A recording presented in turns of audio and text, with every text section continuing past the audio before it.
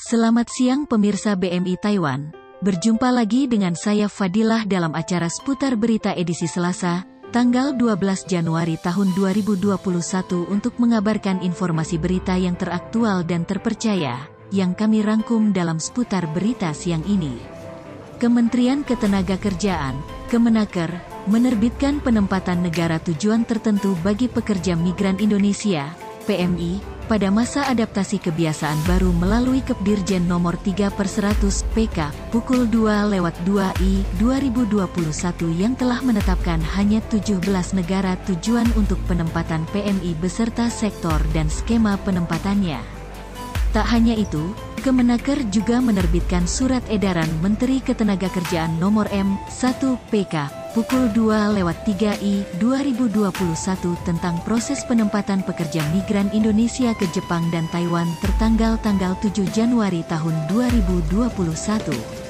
Dirjen Bina Penta dan PKK Kemenaker Suhartono mengatakan, tentang proses penempatan PMI ke Jepang dan Taiwan untuk sementara ditutup penempatannya.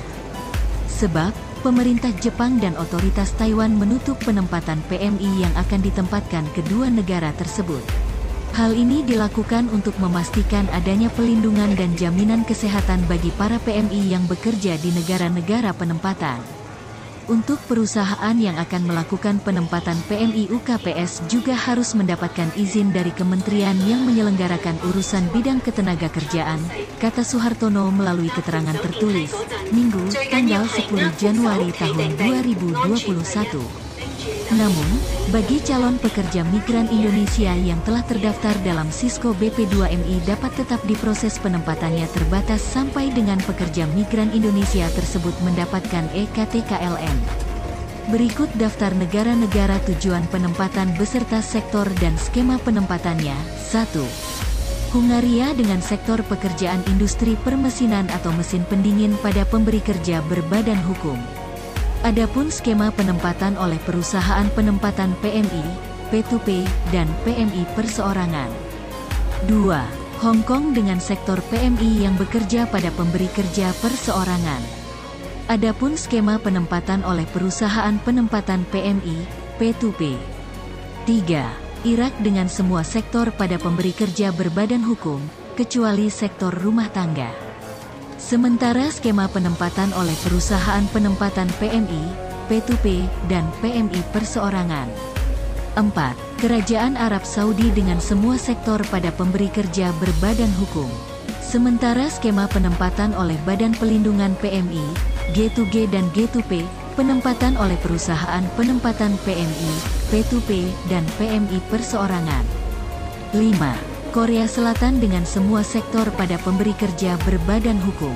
Adapun penempatan oleh Badan Pelindungan PMI Pekerja, G2G penempatan oleh perusahaan penempatan PMI, P2P, dan PMI perseorangan. 6. Maladewa dengan sektor industri perhotelan, restoran, kafe, dan atau spa pada pemberi kerja berbadan hukum. Adapun skema penempatan oleh perusahaan penempatan PMI, P2P, dan PMI perseorangan. 7. Nigeria dengan semua sektor pada pemberi kerja berbadan hukum. Adapun skema penempatan oleh perusahaan penempatan PMI, P2P. 8. Persatuan Emirat Arab dengan semua sektor pada pemberi kerja berbadan hukum, kecuali sektor rumah tangga. Adapun skema penempatan oleh Badan Pelindungan Pekerja Migran Indonesia, G2G dan G2P, penempatan oleh perusahaan penempatan PMI, P2P, dan PMI perseorangan. 9. Polandia dengan semua sektor pada pemberi kerja berbadan hukum. Adapun penempatan oleh Badan Pelindungan PMI, G2G dan G2P, dan penempatan oleh perusahaan penempatan PMI, P2P. 10. Qatar dengan semua sektor pada pemberi kerja berbadan hukum, kecuali sektor rumah tangga. Adapun skema penempatan oleh Badan Pelindungan PMI, G2G dan G2P, penempatan oleh perusahaan penempatan PMI, P2P, dan PMI perseorangan. 11. Rusia dengan semua sektor pada pemberi kerja berbadan hukum. Adapun skema penempatan oleh perusahaan penempatan PMI, P2P, dan PMI perseorangan.